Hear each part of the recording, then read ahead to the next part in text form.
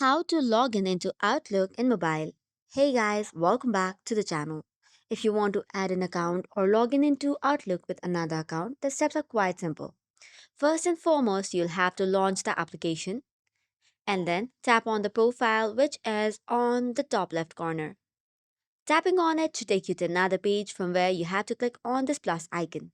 Then tap on create a new account or add account. You can either enter your mail or continue with Google.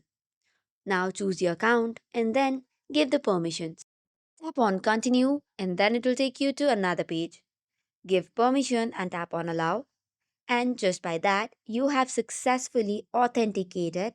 And after the verification, your account is good to go and you have logged in to the Outlook using your new account. That is all for today's video. For more such contents, do not forget to hit the like and subscribe button.